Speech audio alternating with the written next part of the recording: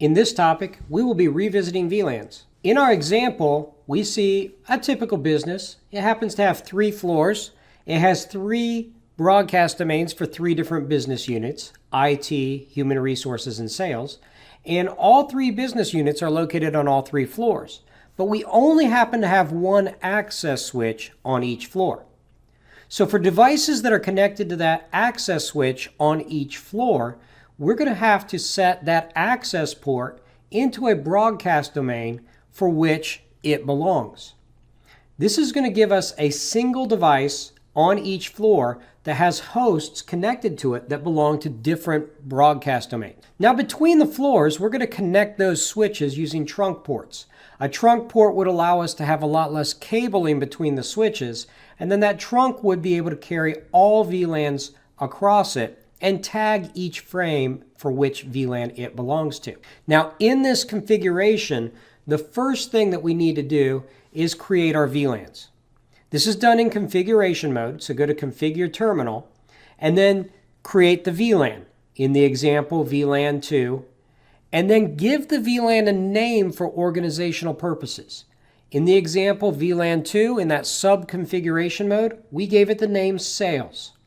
Then we created VLAN 20 and gave it the name Voice. Now, once you have your VLANs created, they will go into a VLAN database file that can be used by other protocols. That will be stored in memory on the switch. But once your VLANs are created, we will go over to the interface. Now, our example is a typical business scenario now where we have an IP phone. And Cisco IP phones can connect to an access port, and then they have a built-in switch port inside that allows them to connect to a PC, so that we have one cable drop from that switch to the phone, and then you can plug your PC into the phone instead of having to run a separate cable all the way out to that PC. Now, this would still be considered an access port, and it will have one access VLAN, otherwise known as a data VLAN, and then one voice VLAN for voice-specific traffic. To configure this, we go to Interface Configuration Mode. In our example, Interface Fast Ethernet 03. We statically assign the port to be an access port, switch port mode access, and then we assign our access VLAN and our voice VLAN. In the example, switch port access VLAN 2 sets our access VLAN to be data VLAN 2, and then switch port voice VLAN 20 sets our voice VLAN to VLAN 20. Now, to verify this, we use the show VLAN command, and there are a couple different options for the show VLAN command. In this example, we see the option show VLAN ID. And with VLAN 2, we're looking specifically at VLAN 2 here.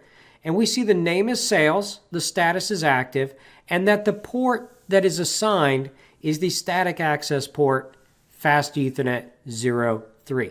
Now, another option for the show VLAN command is the show VLAN brief command. And this is going to give us summary information for all VLANs that exist in that VLAN database. In this example, we see the default VLAN, but then we also see the VLANs that we created. VLAN 2, named Sales. It's active with Fast Ethernet 03 as an access port that is assigned to it. And then VLAN 20, named Voice, is active with Fast Ethernet 03 as an access port that is assigned to it. Now, we know that one of those VLANs is an access or data VLAN, and the other VLAN is a voice VLAN. But how do we verify that? Well, we can verify that with the show interfaces command. In the example, we're using show interface with the option switch port. And that's going to give us all of our switch port capabilities on that interface. So we see Fast Ethernet 03. Its operational mode is static access, which means it's going to belong to one access VLAN. We see that our access mode VLAN is VLAN 2 named Sales. And then we also see that our voice VLAN is VLAN 20. Now between the switches to forward frames for all VLANs, we will use trunking. So we're going to look at the IEEE standard 802.1q trunking on our Cisco switches.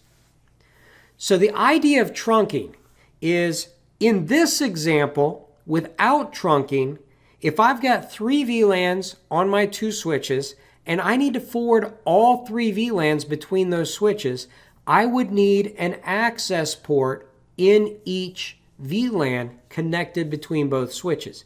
And with 3 VLANs, that's not a lot of interfaces. But if I had 20 or 30 VLANs that I needed to forward between those 2 switches, that would be 20 or 30 physical ports.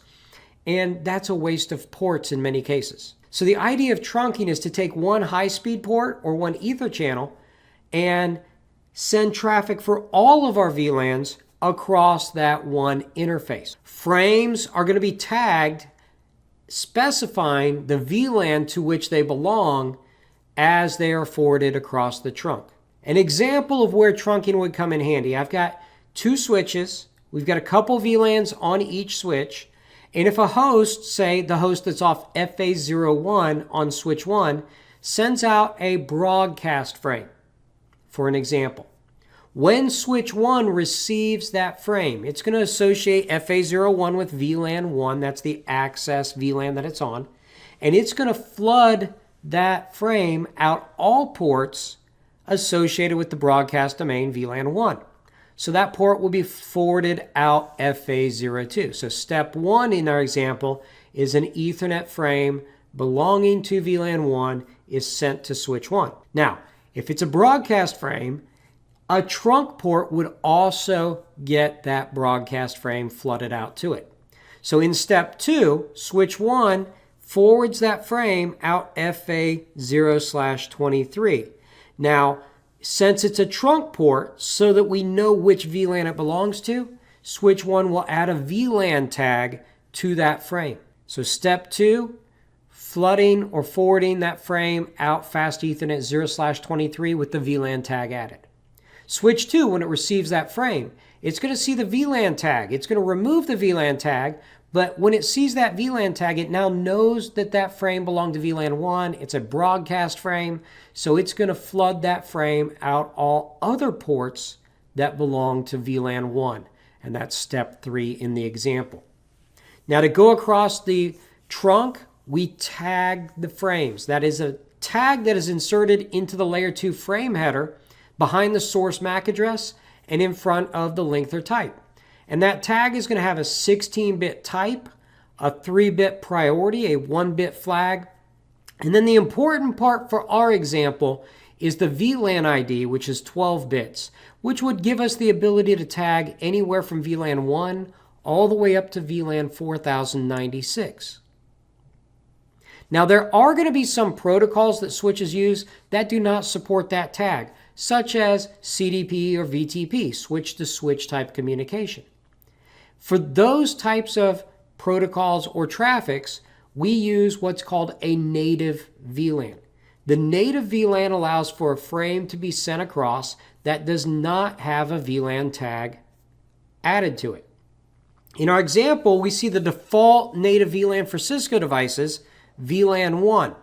And if a frame is received on the switch that needs to be forwarded that belongs to VLAN 1, that frame is sent across without the VLAN tag being added.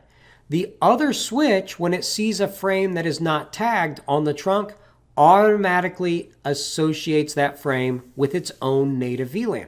VLAN 50 in the example gets tagged as it's sent across the trunk. Now, one thing to be aware of is that each switch could have a different native VLAN on that port.